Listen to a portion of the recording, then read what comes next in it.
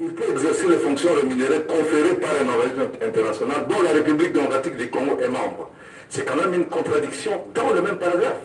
On ne peut pas retenir ce paragraphe tel qu'il est, il se présente là. À moins alors, dans ce cas-là, de dire il est soumis à toutes les incompatibilités prévues par l'article 108 de la Constitution. Toutefois, il peut exercer les fonctions rémunérées conférées par un organisme international dont la République démocratique du Congo est membre, conformément, je crois, à l'article 6, parce que la dernière fois, le président de la commission spéciale a précisé, je crois qu'il a parlé de l'article 6, conformément à l'article 6 de la loi 1802 du 26 juillet 2018. À ce moment-là, ça casse un peu ce suivi d'idées qui ne se marient pas. Il est soumis à toutes les incompatibilités prévues par l'article 108 de la Constitution. Quand je prends cet article 108 de la Constitution, in fine, cet article interdit l'exercice des fonctions. Ça n'a pas encore changé. Mais il se fait que, bon, dans l'explication qu'on nous a donnée, que la Cour constitutionnelle n'avait pas censuré la loi 1802 et on s'est référé à cette loi-là. Mais si on s'est référé à cette loi, il faut que ça apparaisse à la suite de la deuxième ligne du paragraphe. À ce moment-là, on sera cohérent. Sinon, on n'est pas cohérent avec ce dernier paragraphe. Voilà ce que je voulais dire. Monsieur le Président. Bon, écoutez, c'est à l'Assemblée de voir, mais je pense qu'il y a une contradiction à ce niveau-là. Merci.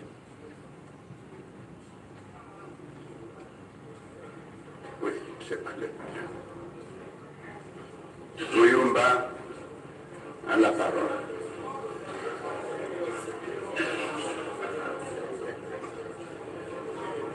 Vous recevoir la parole au président de la commission. On va attendre après.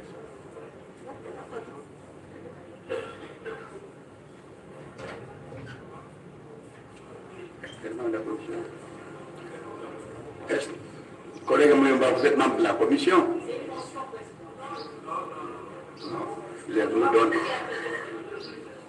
Non, vous êtes membre de la commission. Nous donnons d'abord la parole au président de la commission.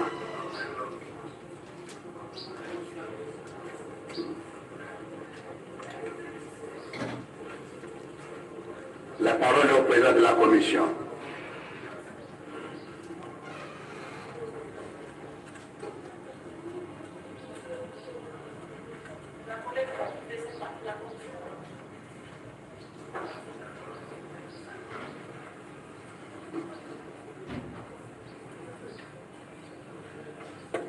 Bonjour, Président, merci pour la parole. Je voudrais d'abord revenir à la question de la procédure. Honorable Fikiri, que nous remercions, a présenté ici un amendement virtuel. Parce que les amendements, vous les transmettez à la commission pour être débattus. On ne peut pas venir ici en plénière, venir avec un amendement virtuel. J'appelle ça un amendement virtuel, parce qu'il n'a pas été présenté à la commission. Et donc, on ne peut pas en débattre. C'est la procédure. Et on ne peut pas débattre ici des amendements virtuels au mois président parce qu'on n'en finira pas. Vous avez donné un délai à tous les honorables de déposer leurs amendements. Ces délais, l'administration est allée même au-delà. Nous avons accepté les amendements déposés le lendemain parce que nous nous sommes dit, il s'agit de nos collègues qui ont travaillé, nous devons les accepter. Et donc, si nous ne nous en tenons pas à la procédure, honorable président, nous ne nous en sortirons pas. Votre commission vous demande de respecter la procédure et de ne pas accepter les amendements virtuels. Il fallait nous déposer les amendements pour que nous puissions débattre de leur pertinence. Ces amendements n'ont pas été déposés, on ne peut pas en débattre. Et donc, telle est la réponse de la commission. En ce qui concerne les collègues, oui, parce que si vous ouvrez un second débat ici, alors que vous avez donné la responsabilité à la commission de recevoir les amendements, on vient ici, on prend la commission de cours. Non. La commission a eu le temps de consulter, ses experts a eu le temps de travailler pour vous apporter des réponses ici. On ne vient pas ici pour ouvrir un second débat pour les amendements virtuels. Les amendements doivent être réels, donc déposés devant la commission. En ce qui concerne les collègues Luando, Nous avons simplement dit que nous avons mis la commission. Ah, c'est les collègues, je voudrais vous rassurer. Bon, on se connaît dans la profession, que ici, ceci n'a rien à voir avec ma profession. Les scories, il y en a, et j'ai dit que la commission n'était pas compétente pour s'occuper des scories. Il fallait plutôt qu'il y ait une révision constitutionnelle si tel est le cas. Et ce n'était pas la compétence de la commission d'en décider. Mais en ce qui concerne votre amendement, votre commission a estimé, s'agissant de la nouveauté du sénateur à vie, parce que c'est un phénomène nouveau qui n'a pas existé, il nous fallait loger dans les dispositions générales. Telle était la réponse. C'est plus la nouveauté. Il fallait que ça figure là, parce qu'il s'agit de la nouveauté. Merci au revoir, Président.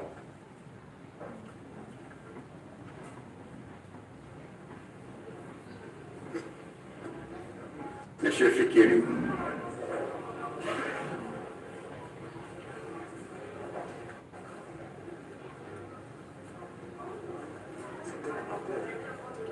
Amendement. D'accord. Il amène l'amendement.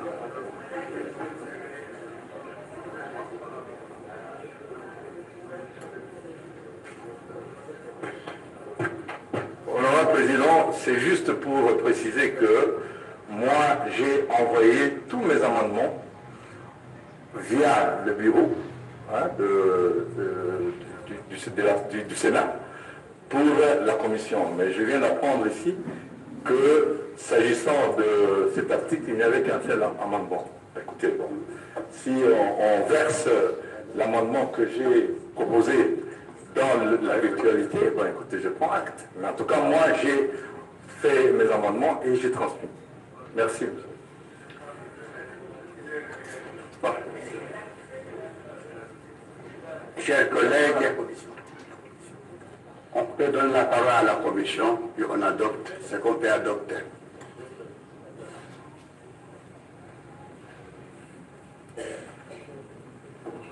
Monsieur le Président, merci pour la parole. Lorsqu'un honorable sénateur dépose ses amendements, il a une accusé de réception. Si là, nous répondons sur le champ. Je pense que ça ne vaut même pas la peine que nous puissions aller beaucoup plus loin. L'honorable Fikiri parle de l'exception. Mais l'exception, nous l'avons appris depuis toujours, c'est cette exception qui confirme la règle. Dans les cas d'espèce, c'est une exception, elle confirme la règle. Et je ne sais pas quelle autre explication aurais-je pu donner. Il a bien fait de soulever qu'il s'agit d'une exception. Oui. Mais même en matière grammaticale, lorsque l'on parle de l'exception, ça veut dire que cette exception-là ne va pas suivre la règle. Et ici, il s'agit d'une exception, justement, elle ne peut pas suivre la règle, puisque c'est une exception. Merci, Honorable Président.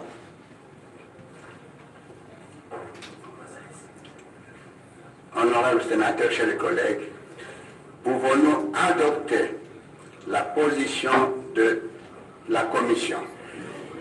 Qui sont pour?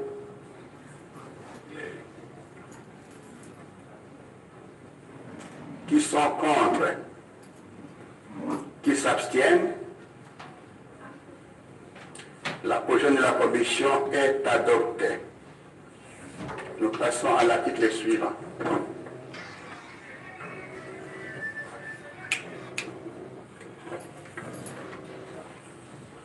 Article 6.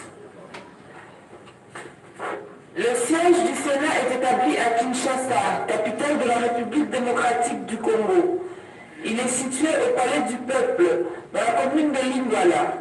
Toutefois, il peut être transféré à un autre site affecté à cet effet.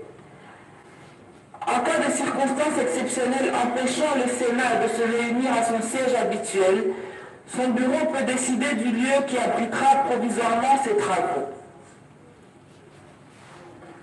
Il y a un amendement. Honorable Luando Mboyo propose, si nécessaire, de préciser l'adresse complète du siège du Sénat. Motivation, pour des raisons de cohérence. Réponse de la Commission.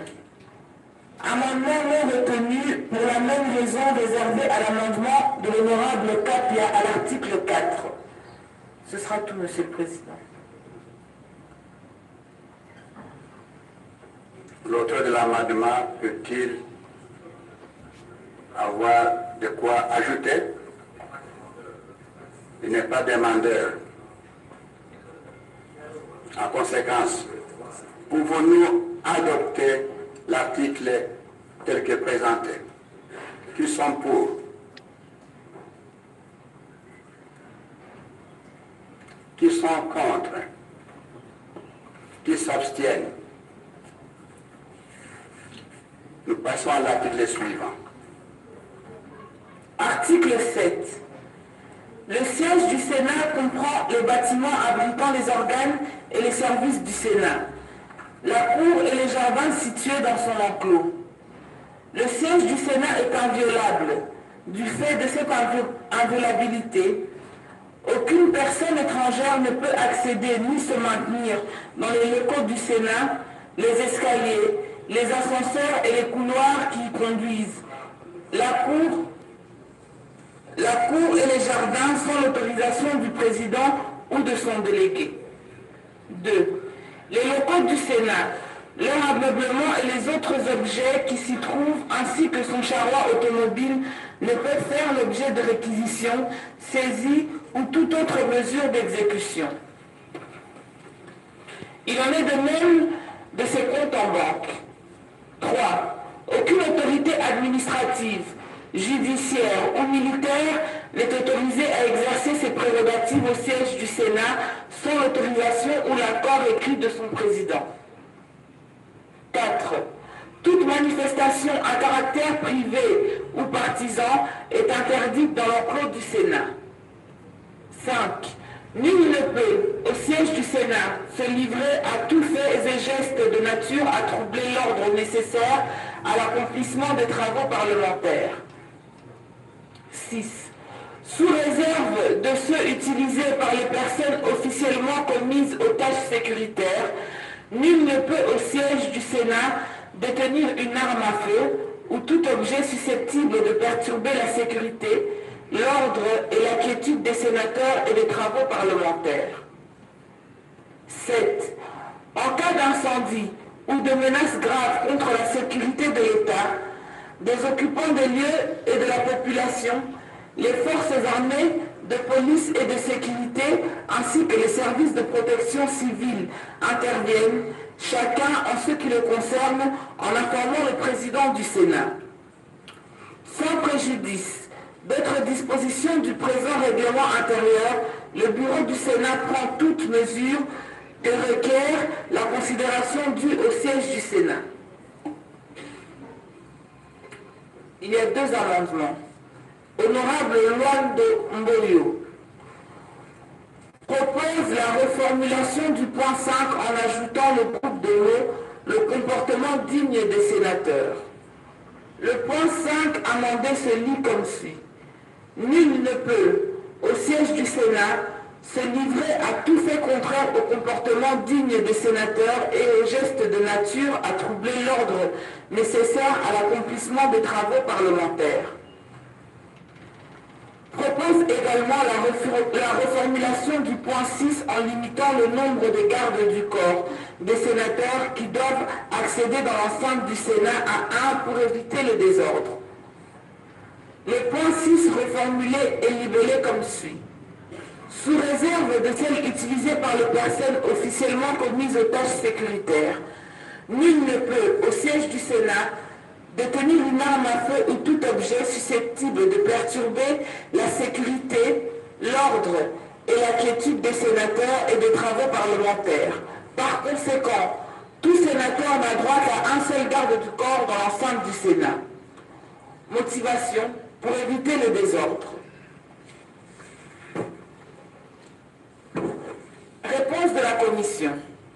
Amendement non retenu car cet article traite de l'inviolabilité du siège du Sénat par rapport aux tierces personnes et non par rapport aux sénateurs. Le comportement du sénateur est pris en compte au titre 8 du présent règlement intérieur. Amendement non retenu car il n'a pas de lien avec le point 6, S'agissant de son amendement, c'est au président du Sénat qu'appartient la tâche de réglementer la discipline dans la salle. Ce sera tout, Monsieur le Président.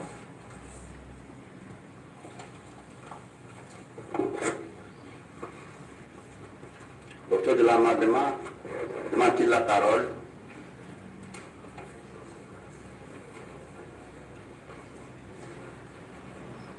Il n'a pas demandé la parole. Pouvons-nous donc adopter l'article? Qui sont pour?